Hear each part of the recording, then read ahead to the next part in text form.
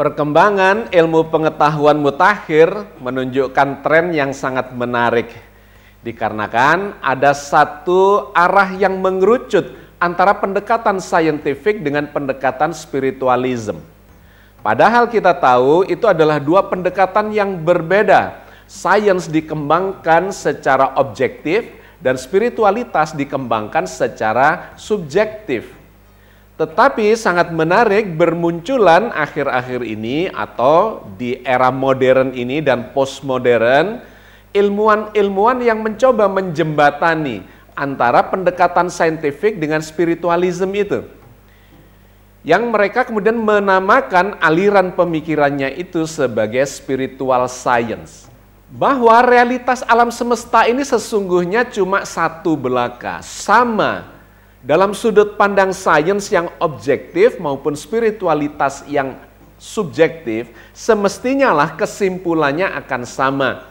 Bahwa berbeda itu adalah pada mekanisme pendekatannya yang objektif dan subjektif. Ibaratnya melihat sebuah mobil, sebuah realitas yang sama, tetapi ada yang melihat dari arah depan, dari belakang, dari kanan, kiri, atas, bawah, maka sudut pandang yang berbeda akan memunculkan kesimpulan yang berbeda. Nah, akan menjadi sangat ideal ketika sudut pandang yang berbeda-beda itu ada yang menjembatani dan kemudian membangun kesimpulan secara simultan. Itulah yang disebut sebagai kesimpulan yang komprehensif dan holistik. Nah, hari ini kita akan melanjutkan kajian kita di dalam program Cangkir Tasawuf Modern, di mana kita secara serial akan membahas tentang adanya jembatan pendekatan dalam memahami realitas itu dalam sudut pandang sains yang objektif dan spiritualitas yang subjektif.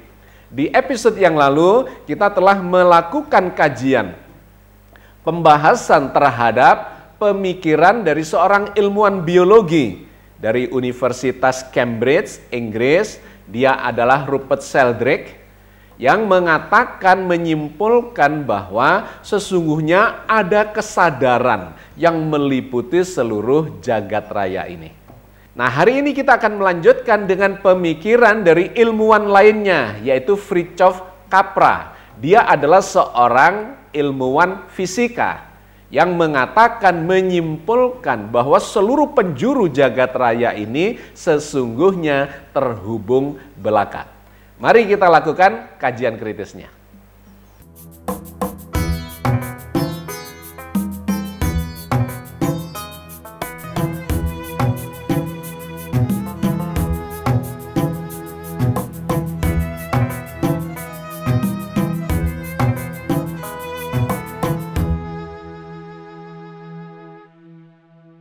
Assalamualaikum warahmatullahi wabarakatuh. Alhamdulillah, wassalatu wassalamu ala rasulillah, la haula wa la quwata illa billah. Sahabat sekalian, kita berjumpa lagi di dalam program Cangkir Tasawuf Modern episode 297.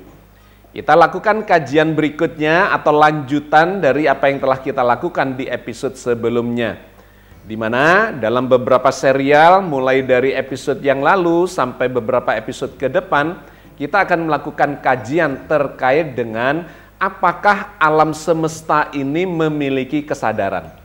Dan kemudian kita melakukan pendekatannya secara komprehensif antara pendekatan saintifik yang bersifat objektif dan yang kedua adalah pendekatan spiritualitas yang bersifat subjektif.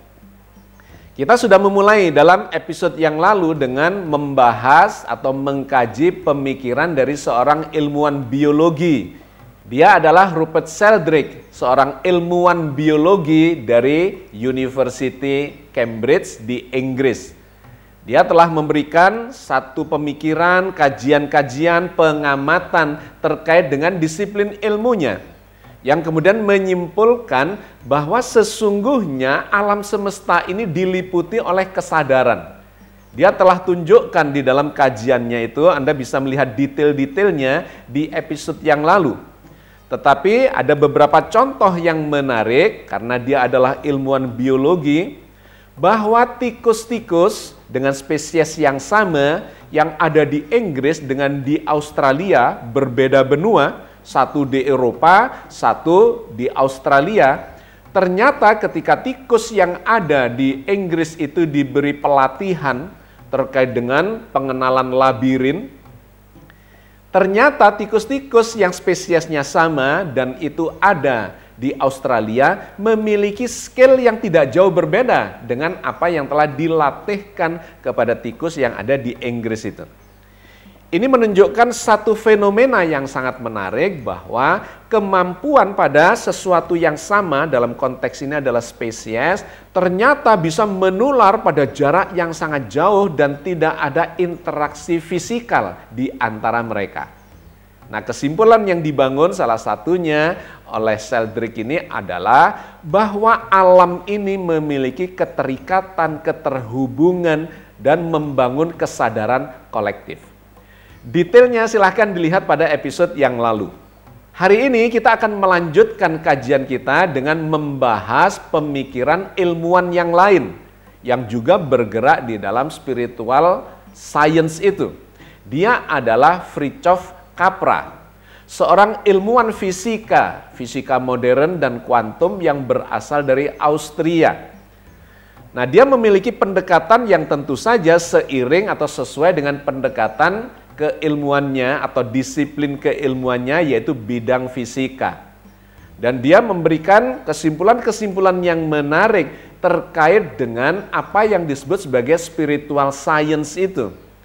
Bahwa hakikat alam semesta ini bukan hanya benda mati, tetapi ada semacam medan kesadaran yang meliputi seluruh jagat raya dan itu bisa terhubung dalam jarak yang sangat jauh yang tidak berinteraksi secara fisik, melainkan melalui suatu mekanisme yang kemudian dikenal sebagai medan kesadaran itu. Fritjof Capra ini menulis sejumlah buku yang menggambarkan tentang sudut pandangnya terhadap realitas yang sesungguhnya adalah sama ketika ditinjau atau didekati dalam sudut pandang saintifik yang objektif dengan pendekatan spiritualitas yang subjektif itu. Di antara buku-bukunya adalah, yang pertama adalah The Tao of Physics yang dia tulis pada tahun 1975. Dia mengkaitkan antara fisika modern dengan mistisisme timur, dan dia menyimpulkan bahwa keduanya ini memiliki kemiripan dalam konsep dalam memahami realitas alam semesta. Buku yang kedua adalah yang berjudul The Turning Point. Dia tulis atau dia terbitkan pada tahun 1982, yaitu tentang krisis paradigma ilmu pengetahuan modern. Bahwa paradigma ilmu pengetahuan modern itu terus berkembang dan tidak bisa dipertahankan seiring dengan penemuan-penemuan dan pengamatan yang terjadi. Bahwa paradigma ilmu pengetahuan modern sesungguhnya terus berkembang dari era Newtonian ke era Einsteinian dan kemudian sampai ke era kuantum yang berkembang di dekade-dekade terakhir ini. Yang ketiga adalah buku The Web of Life yang dia tulis pada tahun 1996. Ini adalah pengembangan dari sistem holistik dalam biologi dan ekologi. Bahwa dalam ekologi, hubungan atau lingkungan kehidupan antar makhluk-makhluk hidup itu sesungguhnya adalah sebuah sistem yang saling terhubung. Dan buku keempatnya dia tulis pada tahun 2014 dengan judul The System View of Life, yang dia tulis bersama dengan Pierluigi Luisi. Dia melakukan pendekatan sistemik dalam memahami kehidupan, bahwa kehidupan itu sesungguhnya saling terhubung di antara makhluk hidup itu, bahkan kemudian juga terhubung dengan alam sekitarnya, dengan lingkungan hidupnya. Dari seluruh buku-bukunya itu, Fritjof Capra menyampaikan satu sudut pandang yang sama, bahwa dalam sudut pandang holistik dia, sesungguhnya alam semesta ini, baik benda mati maupun makhluk hidup, itu terhubung di dalam sebuah sistem. Dan sistem itu memiliki aturan-aturan main tertentu. Dan kemudian saling terhubung, saling mempengaruhi satu sama lain. Bahkan bukan hanya dalam skala kecil, tetapi juga dalam skala alam semesta yang terpisah oleh jarak yang sangat jauh. Itu ternyata memiliki keterhubungan atau relasional.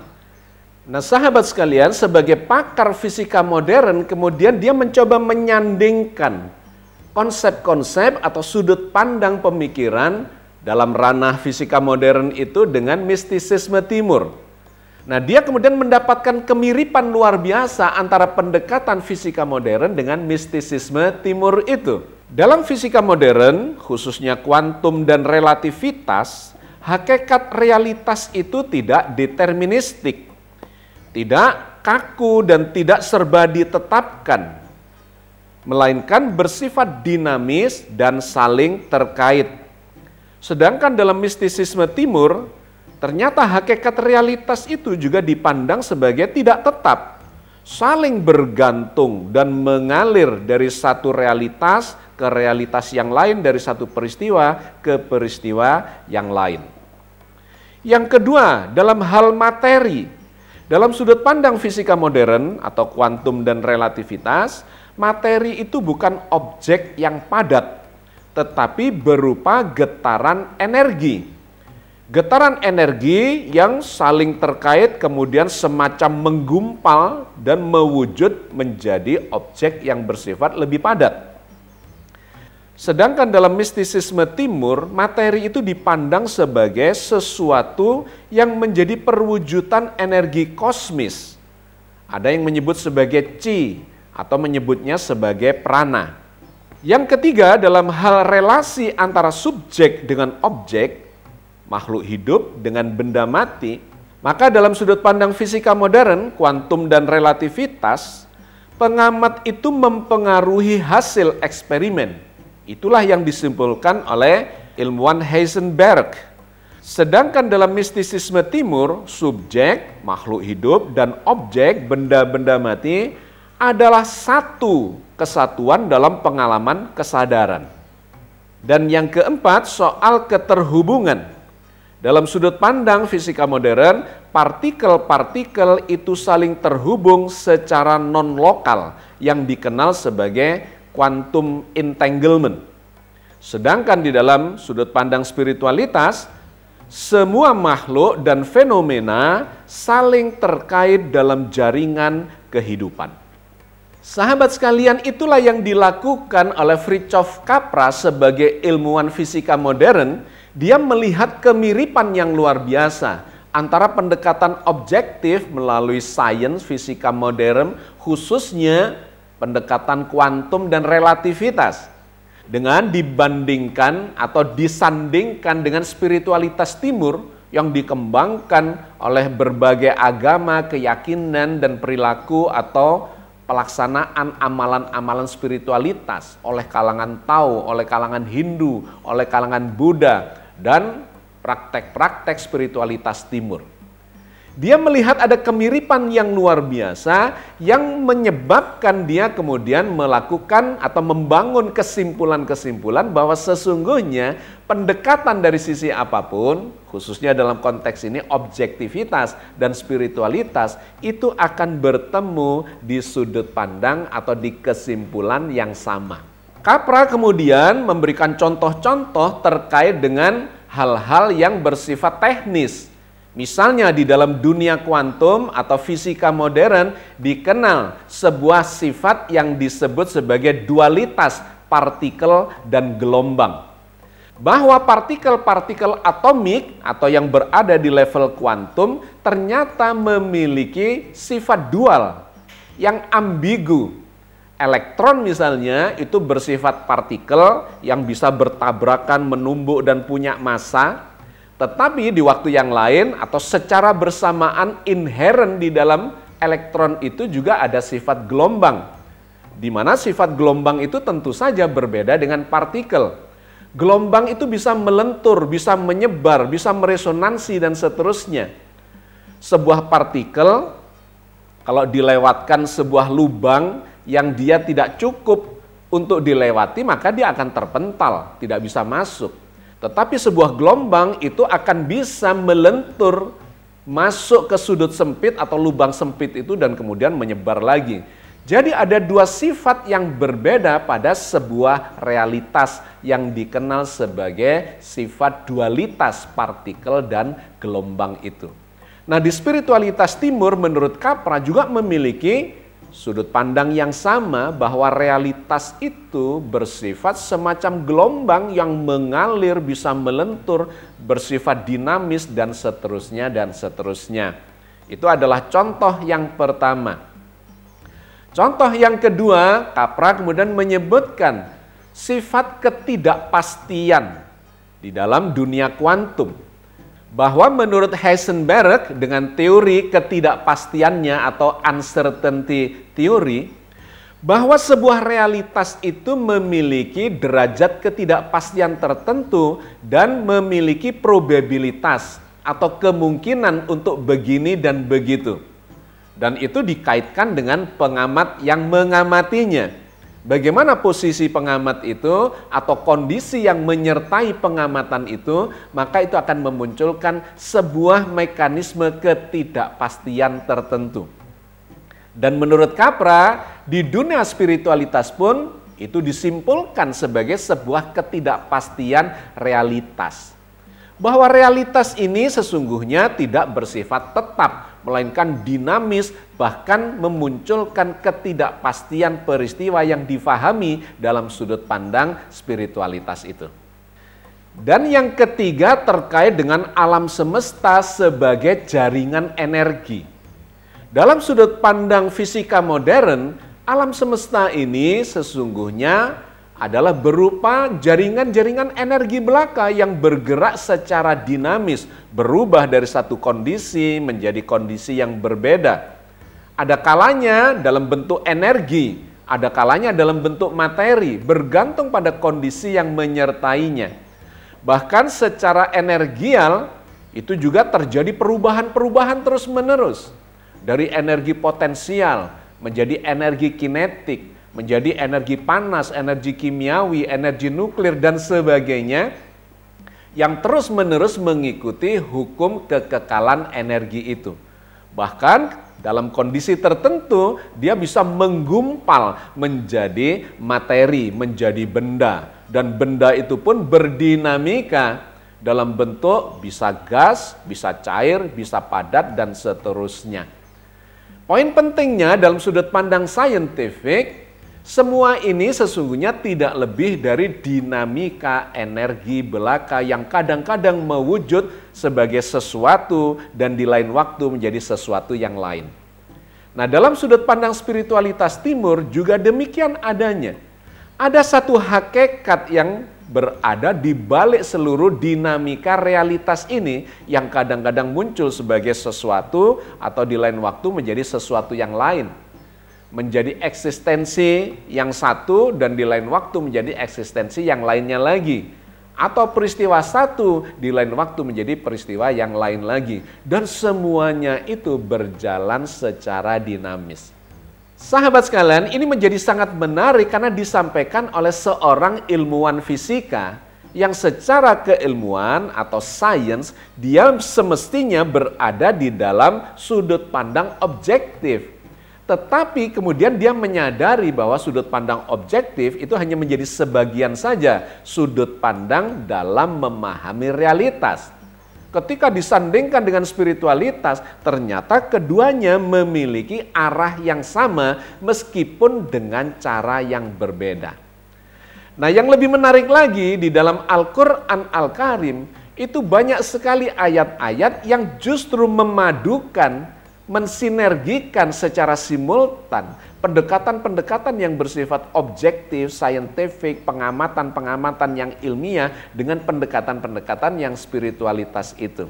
Mari kita baca sejumlah ayat yang menarik di dalam Al-Quran yang menggambarkan apa yang tadi saya sampaikan atau dikemukakan oleh Fritjof Capra itu dengan menyandingkan pendekatan saintifik dengan spiritualitas. Misalnya yang disampaikan Allah di dalam surat Ad-Dzariyat ayat 49.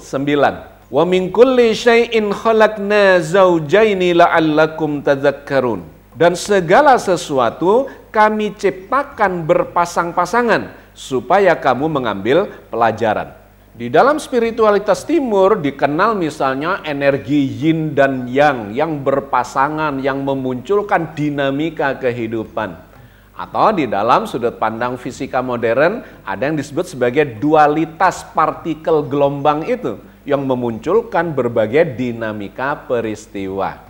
Di ayat yang lain, surat Adz-Dzariyat ayat 1 sampai dengan 4, Allah memberikan gambaran yang menarik terkait dengan interkoneksi antara partikel-partikel yang non jauh di sana dengan membawa beban gaya-gaya yang sangat berat. Wadz-dzariyati dzarwa, falhamilati wikra, faljariyati yusra, falmuqassimati amra. Demi yang menerbangkan dzarrah atau partikel-partikel halus dan gaya-gaya yang membawa beban berat dan yang mengalir jauh dengan sangat mudah dan yang membagi-bagi urusan atau peristiwa. Ayat ini menggambarkan adanya suatu gaya atau energi yang menggerakkan dinamika alam semesta ini, di mana ada partikel-partikel halus yang membawa beban berat atau gaya-gaya yang bisa memunculkan peristiwa-peristiwa di jarak yang sangat jauh dengan sangat ringan, dengan sangat mudah. Yang di dalam dunia saintifik kita mengenal adanya mekanisme yang disebut sebagai quantum entanglement itu. Di mana ada satu mekanisme yang seperti tidak terikat oleh ruang dan waktu. Dikarenakan pada jarak yang sangat jauh sekalipun, miliaran tahun cahaya, pada suatu partikel, sepasang partikel yang memiliki karakteristik yang sama, ternyata terjadi interkoneksi yang sangat menakjubkan. Partikel A dan partikel B, ketika partikel A ini distimulasi untuk melakukan gerakan atau kondisi tertentu, ternyata partikel B ini juga secara real time akan mendapatkan pengaruh atau akan mengalami perubahan yang sama dengan partikel A itu. Pada jarak berapapun di seluruh penjuru jagat raya, ternyata terbukti oleh ilmu pengetahuan modern ada satu mekanisme yang disebut sebagai quantum entanglement. Dan itu menunjukkan adanya interkoneksi antara satu tempat dengan tempat lain, antara partikel satu dengan partikel lain yang hampir-hampir atau seperti tidak terikat oleh dimensi ruang dan waktu. Demikian pula terkait dengan tidak kekalnya keadaan suatu peristiwa atau keadaan suatu entitas eksistensi di alam semesta ini. Yang ada adalah dinamika, bukan sesuatu yang statis. Yang paling hakikat dari segala hakikat atau realitas ini sesungguhnya adalah dinamika atau perubahan itu sendiri. Tidak ada yang statis.